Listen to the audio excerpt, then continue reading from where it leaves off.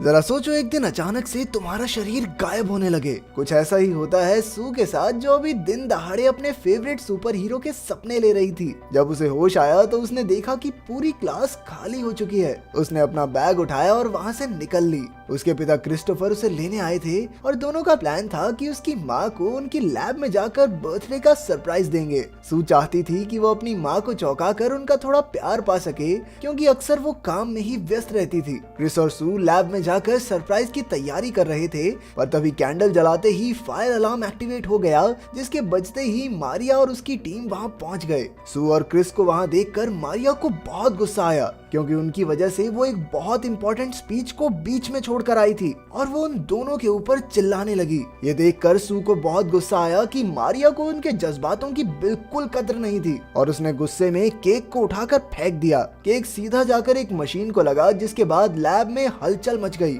डर के मारे सू ने अनजाने में कोई भी बटन दबाना शुरू कर दिया, जिसकी वजह से लैब का टेम्परेचर बढ़ता गया। इसके बाद उसे एक रोबोटिक आवाज सुनाई दी, पर उसे कुछ समझ नहीं आया और वो रिएक्टर के पास पहुंची, पर तभी लैब में एक जोरदार धमाका हुआ। खुशकिस्मती से सू को धमाके में कुछ खास चोट नहीं आई, पर उसकी एक चोट के नीचे नीले रंग की रोशनी थी। पर उसने इतना बखेड़ा कर ही दिया था तो किसी को कुछ बताना सही नहीं समझा। अगले दिन सुबह उठकर सू ने देखा कि उसका लेफ्ट हाथ गायब है। सुबह सुबह ये अजीबोगरीब चीज देखकर वो बहुत डर गई। इसके बाद वो क्रिस के साथ स्कूल गई, जो कुछ समय के लिए काम से विदेश जा रहा था। स्कूल में अपना लॉकर चेक करते वक्त टोबी नाम का एक लड़का उसके पास आया, जो सुपर मून कॉमिक पढ़ता था, जो कि सू की भी सबसे पसंदीदा किताब थी।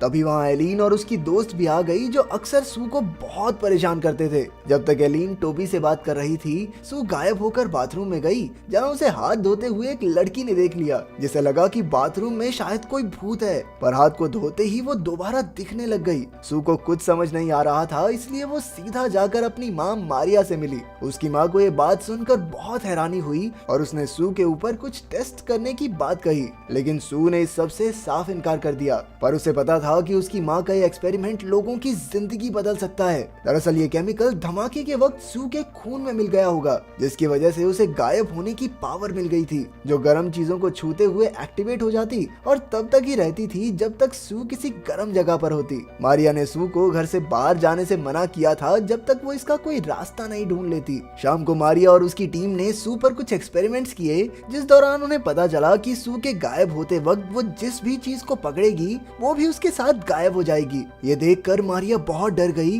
क्योंकि उसे डर था कि कोई उसकी बेटी की शक्तियों का इस्तेमाल किसी गलत काम के लिए न कर ले। इसलिए उसने अपने एक्सपेरिमेंट को बंद करने का फैसला किया। सू इस चीज के खिलाफ थी और नाराज होकर वहाँ से चली गई। लैब से निकलने के बाद वो स्कूल की बेसमेंट में जाकर सो रही थी, जहाँ काया नाम की एक लड़की ने उसे जगाया। काया अपनी छोटी उम्र के बावजूद टेक्नोलॉजी की मास्टरमाइंड थी और सभी स्कूल में उसे ऐप कहकर बुलाते थे। इसके बाद वो पास के रेस्टोरेंट में ही खाना खाने गए, जहां सू ने काया को अपनी गायब होने की शक्ति के बारे में बताया। पर तभी एलिन वहां पहुंच गई और फिर से सू का मजाक उड़ाने लगी। पर इस बार सू ने खुद को गायब करके एलिन पर खाना फेंकना शुरू कर दिया, जो देखकर काया बहुत हैरान थी। दूसरी ओर रिसर्च फैसिलिटी के मालिक डॉक्टर ड्रिल ने मारिया के सू पर एक्सपेरिमेंट करते वक्त की वीडियो देख ली। जैसे ही घर पहुंचने पर मारिया सू को नींद से जगाने लगी, तभी कुछ आदमियों ने घर पर आकर उसे किडनैप कर लिया। सू की आंख खुलने पर उसे कुछ भी समझ नहीं आ रहा था, बस मारिया की चिल्लाने की आवाजें आ रही थी। थोड़ी ही देर में सू समझ गई कि आखिर क्या चल रहा है, इसलिए उसने अपने आप को गायब किया ताकि कोई उसे देख ना सके और अपने पिता क्रिस को फोन करके मदद मांगने की कोशिश की।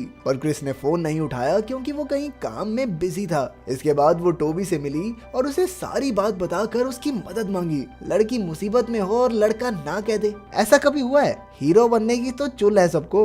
अगले दिन वो सुबह वापस गाड़ी के पास गए, ताकि वो मारिया के लैपटॉप की मदद से कुछ पता लगा सके। पर तभी उसे एक कॉल आई, जिसमें उसे चुपचाप गाड़ी की डिक्की में लेट जाने को कहा।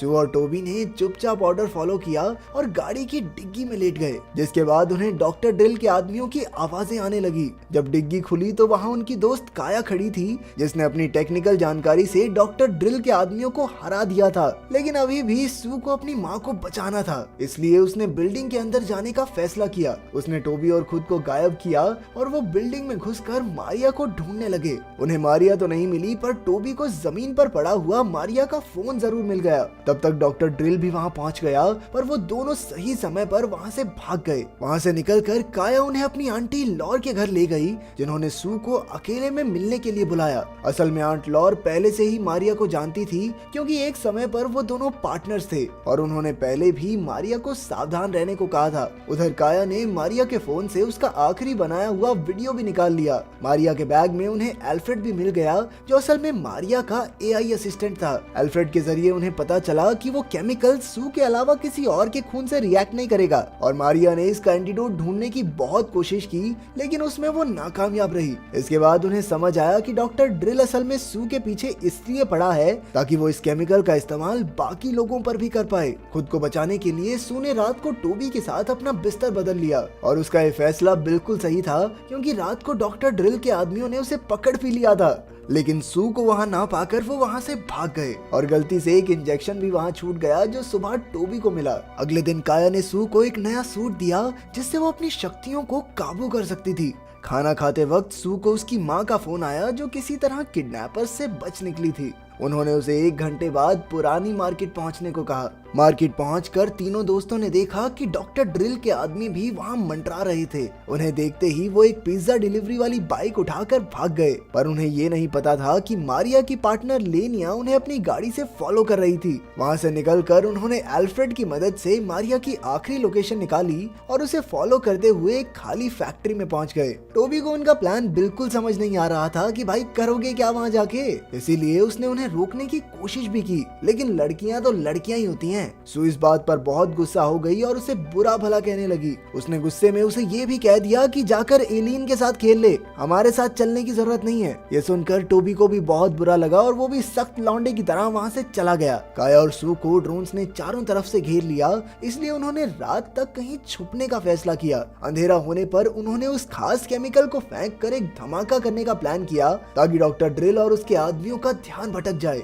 और वो दोनों आसानी से वहाँ से भाग सकें। धमाका होते हुए सू बेहोश हो गई और आंख खुलने पर वो अपने कमरे में मारिया के साथ थी। उसे होश में देखकर मारिया ने उससे उसके दोस्तों के बारे में पूछा। इसका जवाब देते हुए सू ने बताया कि काया अभी भी फैक्ट्री में उसका इंतजार कर रही है और टोबी घूम रहा होगा उस एलियन के साथ। ये सुनकर मारिया कमरे से चली गई, पर तभी सू को समझ आया कि वो तो अपने ही कमरे में बंद हो चुकी है और अब बाहर निकलने का कोई रास्ता नहीं। असल में वो मारिया थी ही नहीं, बल्कि लेनिया थी, जिसने बेहोश होने पर सू के खून को अपने शरीर में डाल लिया ताकि उसके अंदर भी शक्तियां आ जाएं। ये सारी बातें सू को एल्फ्रेड की मदद से पता चली। उधर असली मारिया ने पहले काया को फैक्ट्री से उठाया और फिर अपनी बेटी को बचाने पहुंची। पहले तो सू को उस पर शक था कि असलियत में मेरी माँ है भी कि नहीं, पर उसका शक दूर करने के लिए मारिया ने एल्फ्रेड को चालू किया, क्योंकि एल्फ्रेड को सिर्फ उनके परिवार के डीएनए से ही चलाया जा सकता था। इसके बाद वो टोबी को बचाने के लिए निकले, क्योंकि उन्हें पता था कि लेनिया सभी सबूत मिटाने की बहुत कोशिश करेगी। रास्ते में मारिया ने सू को एक एंटीडोट दिया,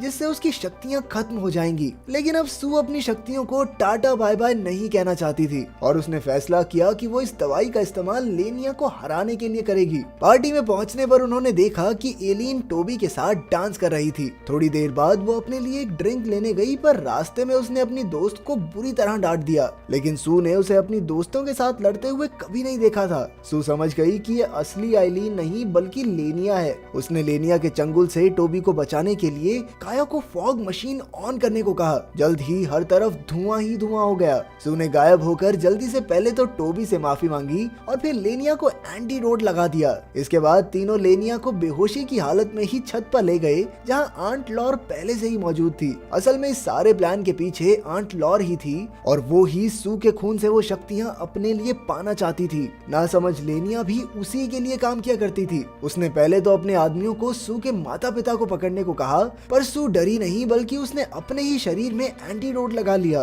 ताकि कोई उसकी ताकतों का फायदा उठा ही ना सके। उधर काया ने एक डिवाइस को आंट लॉर की व्हील चेयर पर लगा दिया था, जिसके बाद वो लट्टू की तरह गोल गोल घूमने लगी। इसी तरह इन दोस्तों ने मिलकर उन्हें हरा दिया, पर तभी अचानक सू फिर से बेहोश हो गई। आंखें खुलने पर वो अपने माता पिता के साथ काया के घर पर थी। पता चलता है कि एंटीडोट ने सू पर काम ही नहीं किया और अभी भी उसके अंदर गायब होने की शक्तियां हैं। अगर वीडियो पसंद आई तो लाइक कर देना, चैनल को सब्सक्राइब कर देना। मिलते हैं अगली वीडियो में।